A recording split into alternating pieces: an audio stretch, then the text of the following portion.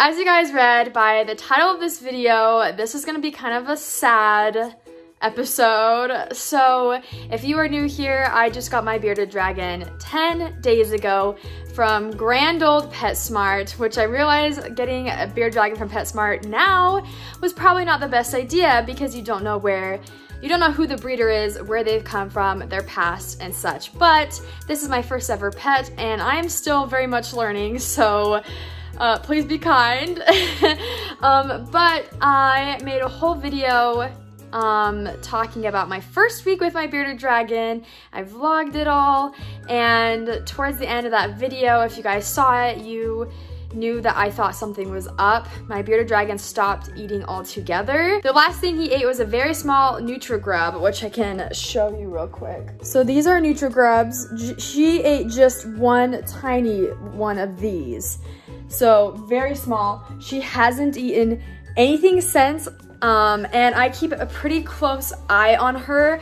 I'm with her for at least half the day, if not more, like monitoring, watching. I also count the amount of bugs I put in there and that she eats.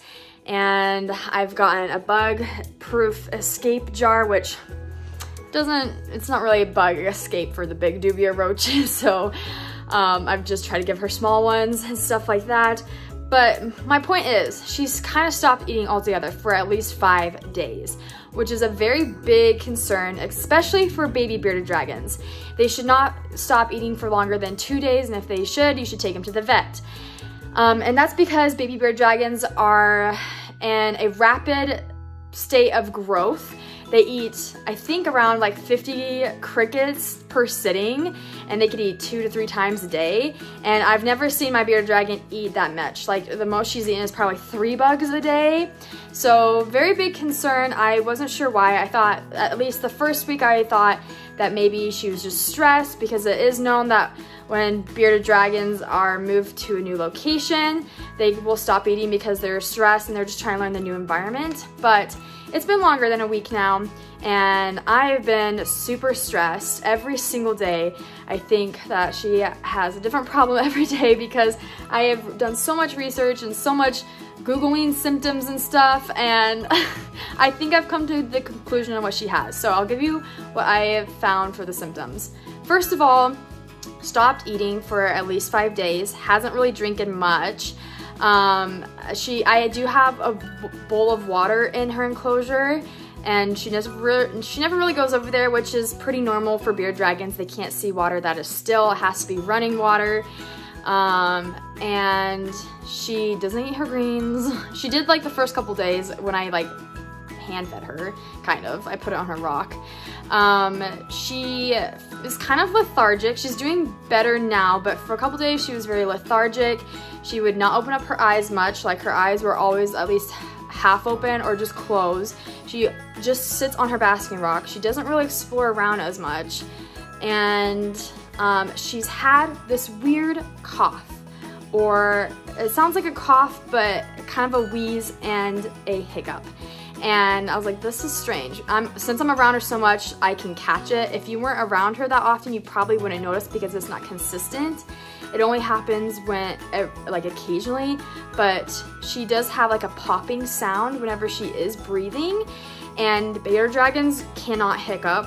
They just don't have the capability to hiccup. So I was like, that is strange.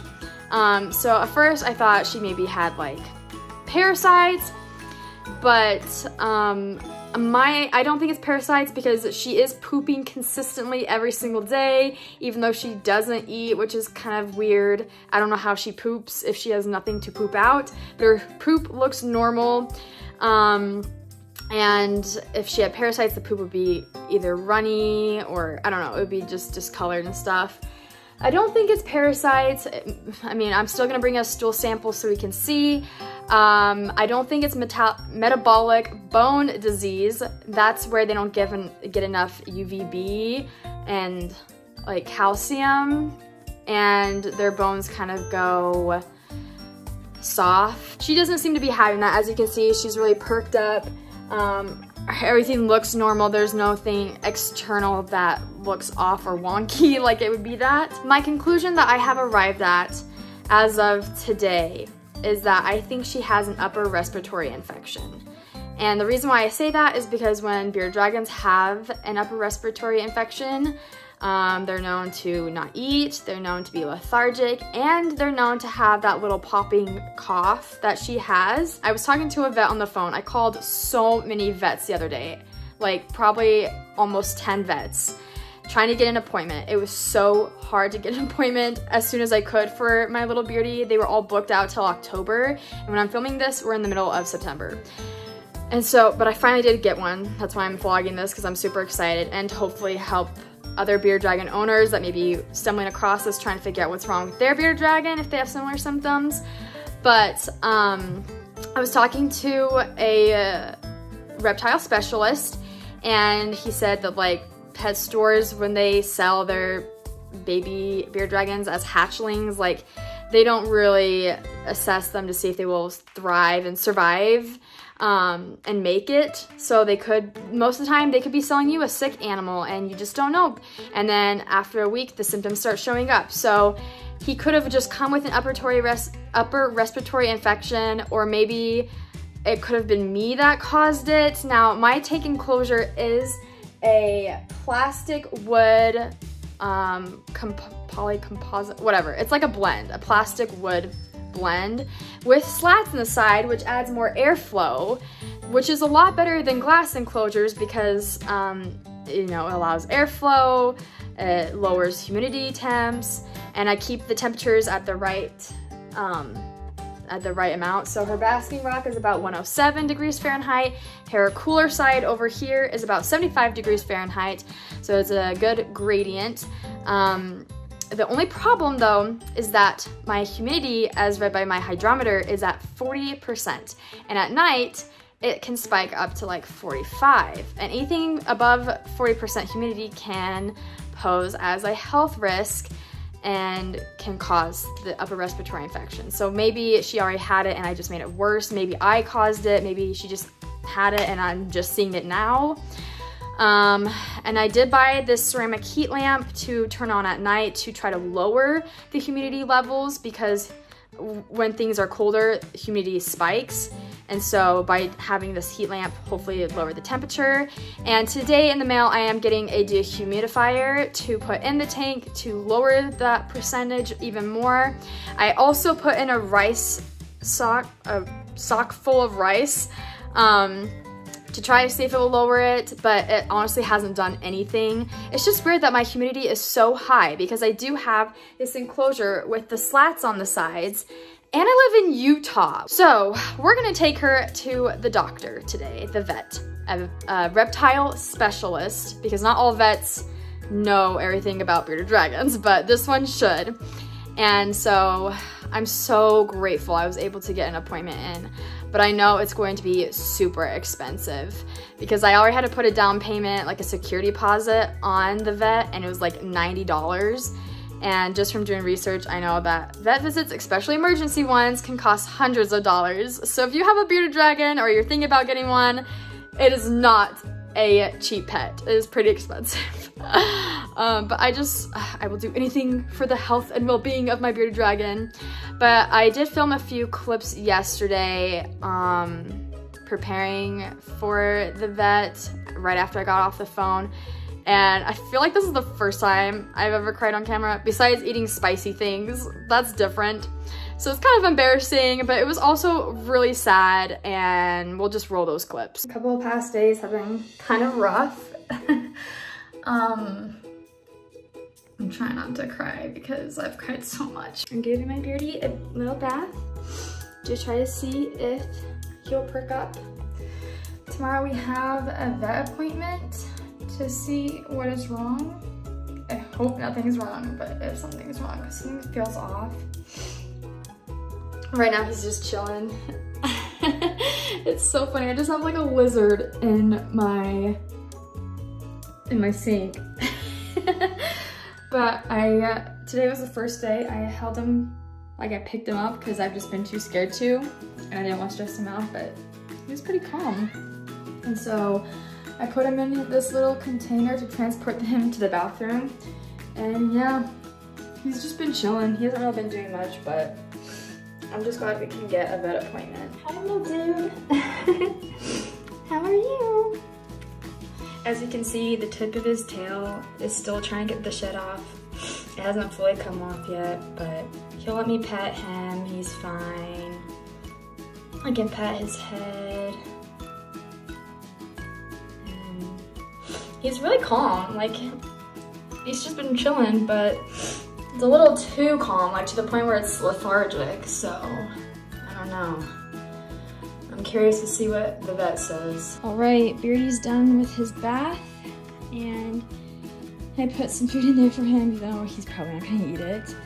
But I thought this was the perfect time to clean out his enclosure. It's been about a week since I got him, so it's about time that we clean it out. And I don't wanna keep taking him in and out. So that's why I'm doing it now. So I just removed all of his stuff, and now I'm gonna remove the substrate and put in new newspaper and scrub it with some organic reptile safe cleaner. It is vet day, and we leave in about an hour and a half, 2 hours to the vet. It's going to take us about an hour and a half to 2 hours to even get there because there are no vets nearby that specialize in reptiles. And I want to make sure that my bearded dragon got the best care and help that he can get. So what I am doing today before we leave is giving my beardie another bath. Now, yesterday I showed you guys that I was giving her a bath, and then later that day I ended up giving her, I keep switching between her and him because I still don't know what the gender is, but I ended up giving her a second bath yesterday, and I carefully, very, very gently, carefully helped remove some dead skin from her nose, because I thought maybe that was the issue on why she wasn't eating, was because she couldn't smell anything or it was very irritating. Bearded dragons are known to be very uncomfortable when their skin, especially on their face, doesn't shed the way it's supposed to. So I very, very, very gently removed the dead skin from the nose, and she's acting a lot better. She's more perked up, but she still hasn't eaten anything. So I'm still going through with the vet today because I just want to make sure that, I don't know, I'm just curious on why she hasn't eaten, but she's pooping every day. Like, it's so weird. So we're doing a third bath, a little bath before she leaves. So I have my sink cleaned it out with some organic reptile cleaner. Then I filled this up with some water, and I'll show you what I do. So as you can see, my little bearded dragon is peeling on her face. Hi. Hi. She's peeling on her face. This actually just started yesterday, what I've seen. Like, she has been rubbing her face for a while, but I saw no signs of peeling until after her second bath yesterday. So it is flaking a little bit.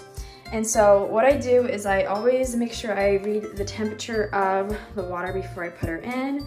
And this is a good temperature for her, not too hot, but not cold, because she is a cold-blooded animal, which means she gets her temperature from external sources, not from inside her body, to regulate the temperature. So I'm going to plug this up. I'm gonna put in 2 small drops of ReptiSafe, which helps get rid of any chemicals or chlorine in the water so that it's all good for her. This is so hard to do in just one hand, but I put the water conditioner in. Also, there's some Band-Aids. This is unrelated to what I'm doing. That was for Spencer because he accidentally cut his finger with a butter knife. Long story, but anyways, taking some of this and I'm going to pour it in here for her. Now, my water does slowly drain from my sink, so over time I'm just gonna have to pour more. And let's take her out. Hi. Oh, you're a little climber today. Hi. Wanna come? She's not gonna wanna take a bath, probably. Go in the water. She's like, no, Mom, I don't. I'm in the car with my mom, who very graciously told me that she's gonna come with me today so I'm not alone, because that would be so sad. So this is a day trip with Beardie girl. She's in here. I'll show you. There she is. She's been chilling in this container. It has holes, by the way. But we got to our appointment a little bit early. We have half an hour, so of course we're just gonna stop at Target. And I'm gonna take him in with me. I've seen other videos where owners take their bearded dragons into the store. He'll just stay in here. Yeah, that won't be a problem. Yeah, and it'll only be like really quick, like probably 20 minutes, because then we need to go to the vet appointment. 15, 20 minutes. But yeah, we're almost there. I'm curious to see what the doctor says, but I am very convinced that's probably a respiratory issue. I will be surprised if it's not. Okay, I'm in Target. He's just in here, but I checked and he doesn't look stressed. His beard isn't puffed up or anything, so I think he's okay. But here's Mom's aisle. She's been looking for a specific trail mix. So we're gonna get some for her. I found the queen. She just finished using the bathroom. Look how much we have so far. Guys, I can't have this, but Mom swears that this, what is it? It's the caramel cashew trail This mix. is the best trail mix. You shouldn't tell my secret. Oh, never mind. It's so gross. Don't buy it because I need to. So, you don't want this. Last time I bought 6 and I thought this is a year's supply. Like I'll have plenty because we don't live by a Target. So whenever I buy a Target, I stock up on it. Yeah, we're down to 1 jar. So this time I'm buying probably, maybe I'll get 8. And that should be... I think you need to take the rest of the stock. That should be at least 6 months, 7 months supply. So oh my. I'll probably make it back down. Because you and Dad both eat them. We do. And I probably won't make it to a Target. Yeah, we don't have a Target bias. So when we have to get it, we have to stock up. Because it takes hours to get to a Target. I go to a Target like once or twice a year. Yeah. So. It's not convenient. So gotta get the supply.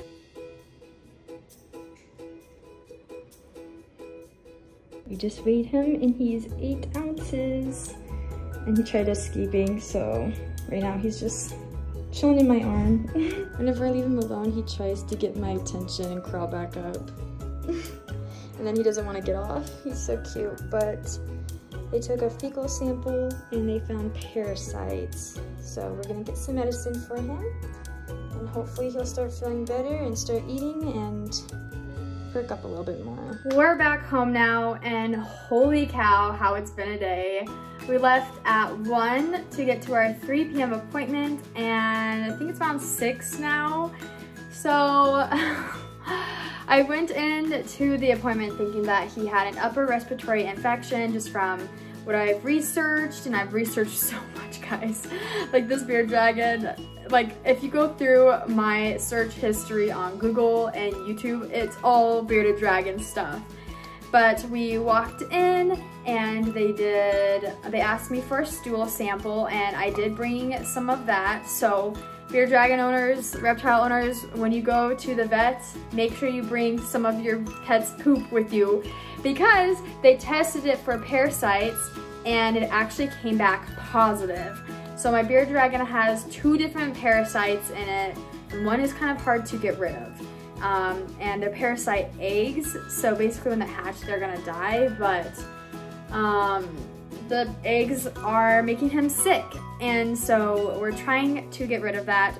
I expressed my concern for the respiratory infection, but it sounds like right now that he's mostly just having parasite problems, and sometimes those symptoms can present similar to respiratory issues. So I'm really hoping that's true because I'm still a little, I don't know, I'm still a little weary that I could have a respiratory infection too. I'm not sure. The doctor did give me 2 different medications to give to my bearded dragon, and they also performed just a normal exam. So they checked his eyes and his nose and just to make sure his overall wellness. And then at the very end, we fed the medication to him through a syringe and also some food since he hasn't eaten for a super long time. And then I got the bill, and I want to share this part with you guys because I think it's very insightful for potential bearded dragon owners or people who are thinking about getting one. If you see mine and then you think it's so cute and you want to get one of your own, I just want to let you know how much this thing costs you. So like I said earlier, it was a $91 security deposit for the exotic exam, and so I already knew that going into it, it was going to be like at least $100.